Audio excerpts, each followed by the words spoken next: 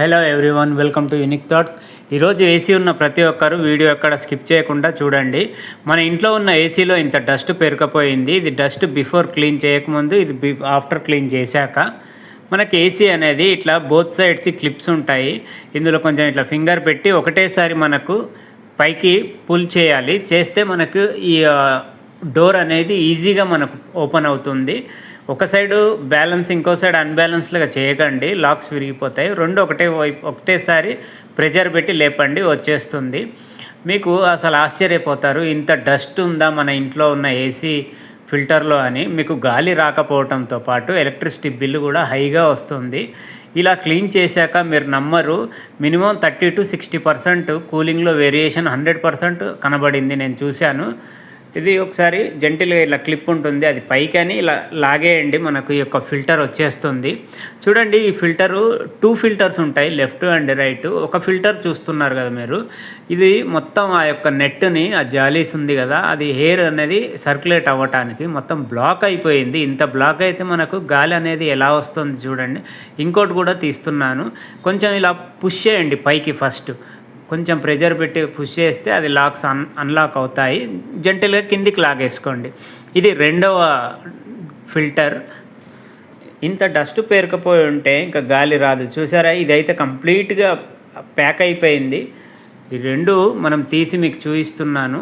జాగ్రత్తగా తీసాక ఒక పాతది టూత్ బ్రష్ లాంటిది తీసుకోండి. తీసుకొని డ్రై బ్రష్తో క్లీన్ చేయకండి, డస్ట్ అనేది ఇల్లంతా అవుతుంది. కొంచెం సర్ఫ్ వాటర్ లేదా షాంపూ వాటర్ తీసుకొని అందులో డిప్ చేసి నిదానంగా ఇట్లా ఒక్కొక్కటి క్లీన్ చేయండి. మొత్తం ఒకటేసారి క్లీన్ చేయకండి, ఎందుకంటే ఆ చిన్న చిన్న ప్లాస్టిక్ గ్రిప్ హోల్స్ ఉన్నాయి కదా, అందులోకి వెళ్ళి మళ్ళీ జామ్ అయిపోతుంది. ఒక్కొక్కటి అయినాక స్టెప్ బై స్టెప్ అన్నీ అలాగా క్లీన్ చేసుకోండి.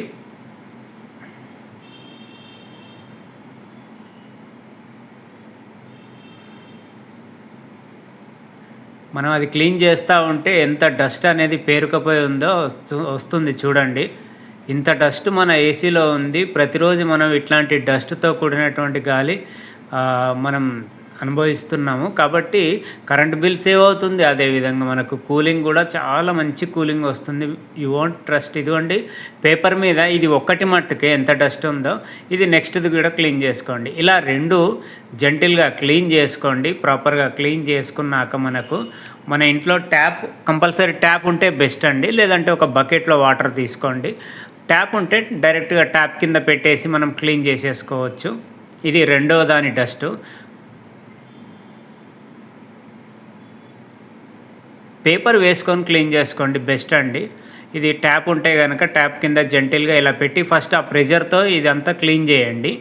వన్స్ ఇదంతా ప్రెజర్తో క్లీన్ అయ్యాక అప్పుడు ఇంకా ఉన్నట్టయితే మనము బ్రష్తో క్లీన్ చేయండి. బ్రష్తో క్లీన్ చేశాక మనం కొంచెం చేతితో కూడా ఒకసారి రబ్ చేయండి. ఈ 3 వేస్లో మీరు చేసుకుంటే 100% ఈ యొక్క డస్ట్ ఫిల్టర్స్ క్లీన్ అయిపోతాయి.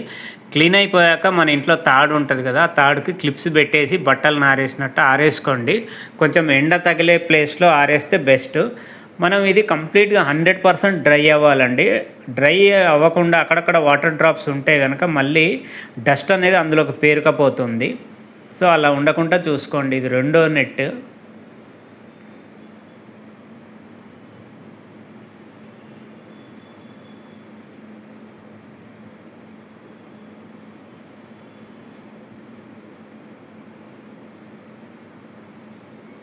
ఇది ఆరబెట్టాలండి. ఇలాగా ఆరబెట్టేసుకుంటే ఏంటంటే మన గాలికి నీట్గా ఆరుతుంది.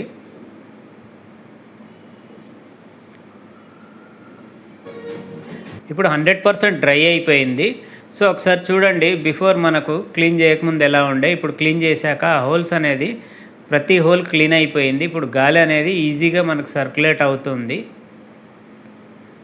మనకి ఇది పెట్టే ముందు ఏసీలో ఎక్కడి నుంచి అయితే ఇవి తీసామో నెట్స్, ఆ కింద కూడా చాలా డస్ట్ ఉంటుంది, మీకు చూపిస్తాను.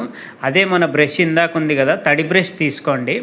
ఆ తడి బ్రష్తోని మనకు జెంటిల్గా ఇవే హోల్స్ చూడండి ఎంత డస్ట్ ఉందో, అసలు మీరు నమ్మగలుగుతారా? చూస్తే ఆశ్చర్యపోతారు. ఈ తడి బ్రష్తో నీట్గా క్లీన్ చేసుకోండి. ఇది ఎక్కేటప్పుడు చాలా జాగ్రత్త అండి. ఏదన్నా స్టాండర్డ్గా ఉన్నటువంటి ల్యాడరు లేదంటే ఏదన్నా సర్ఫేస్ నీట్గా ఉన్నదైతే తీసుకొని ఎక్కండి, ఎందుకంటే ఇది చాలా హైట్ కదా, డేంజరస్, జాగ్రత్త. ఇదండి జెంటిల్గా బ్రష్తోని క్లీన్ కిందికి అనేసుకోండి. లెఫ్ట్ రైట్ అంటానంటే అదంతా బెండ్ అయిపోతుంది. అది చాలా స్మూత్గా ఉంటుంది, చాలా సాఫ్ట్గా ఉంటుంది. అది అల్యూమినియం టైప్ ఉంటుంది, మన వెంటికంత మందమే ఉంటుంది. కాబట్టి జెంటిల్గా వన్ సైడే అనండి. ఓన్లీ జిగ్జాగ్ అంటాను అంటే కాదు, పైనుంచి కిందికి నీట్గా చేసేసుకోండి. డస్ట్ అంతా మెల్లిమెల్లిగా క్లీన్ అవుతుంది. ఇది కొంచెం టైం టేకెన్ ప్రాసెస్ అండి. మనం ఏసీ టెక్నీషియన్స్తో కూడా ఇది చేయించుకోవచ్చు. మీకు ఐడియా ఇప్పుడు వీడియో చూశారు కాబట్టి ఇదంతా నీట్గా చేసుకోండి. యాక్చువల్గా ఇది వాష్ చేస్తారు. మనకు ఇప్పుడు ఆన్లైన్లో కొన్ని కంపెనీస్ ఉన్నాయి కదా టెక్నీషియన్స్ని ప్రొవైడ్ చేసేటి, లేదా కంపెనీస్ కూడా మీరు కాల్ చేసి కాల్ బుక్ చేసుకోవచ్చు. వాళ్ళు ఇది క్లీన్ ఇలా కూడా చేస్తారు. ఇంకోటి ప్రొఫెషనల్స్ అయితే దీన్ని వాష్ చేస్తారు. వాళ్ళ దగ్గర ఇట్లా బ్లోయర్స్ లాంటివి ఉంటాయి, అవి తీసుకొని కడుగుతారు దీన్ని నీట్గా. మనమైతే కడగకూడదు, ఎందుకంటే మదర్ బోర్డు ఇదంతా ఉంటుంది అక్కడ. వాళ్ళు ఏంటంటే అదంతా కవర్తో కవర్ చేస్తారు, ప్యాక్ చేసి వాళ్ళు కడుగుతారు కాబట్టి ప్రాబ్లం లేదు. వాటర్ డ్రాప్స్ అనేటివి మళ్ళీ బోర్డు మీద పడితే బోర్డు కాలిపోయే ఛాన్స్ ఉంటుంది. జస్ట్ ఆ బ్రష్తోని క్లీన్ చేసేసుకోండి. ఇది మనకు టెంపరీ రిలీఫ్ ఇస్తుంది. అదేవిధంగా 2-3 మంత్స్కి ఒకసారి చేయండి, చాలా మంచిగా ఉపయోగపడుతుంది. కూలింగ్ 100% మీకు ఇంక్రీజ్ అవుతుందంటే, మా ఇంట్లో అయితే నేను పర్సనల్గా చూశాను కదా, 30-60% ప్రీవియస్ కంటే కూల్ అనేది ఇంక్రీజ్ అయింది. మనకు ఎంతోమంది టెక్నీషియన్స్తో పరిచయాలు ఉండటం వల్ల ఇలాంటి డీప్ కంటెంట్, అదేవిధంగా ప్రొఫెషనల్ వేలో మీకు తెలియజేయటం జరుగుతుంది. మన ఛానల్ని సబ్స్క్రైబ్, లైక్, షేర్ చేయండి. ఇది క్లీన్ అయిపోయాక జెంటిల్గా ఇలా పైకి ప్రెస్ చేయండి. ఇక్కడ అక్కడ దానికి గ్రిప్స్ హోల్స్ ఉంటాయి, అందులో పెట్టి పైకి ప్రెస్ చేసి ఈ లాక్స్ అనేది కొంచెం ప్రెస్ చేయండి, కిందికి లాక్ అయిపోతుంది. ఆ లాక్ అయినట్టు మీకు ఆ సౌండ్ రావాలండి. చూడండి, ఇలా సౌండ్ వచ్చిందనుకోండి లాక్ అయిపోయినట్టు. రెండవది కూడా సేమ్ వేలో అలానే చేసేసుకోండి. Thanks for watching. మన వీడియోస్ని వీలైతే షేర్ చేయండి, లైక్ చేయండి. మరెంతో మందికి ఈ వీడియో ఉపయోగపడాలంటే మీరు షేర్, లైక్ తప్పకుండా చేయండి.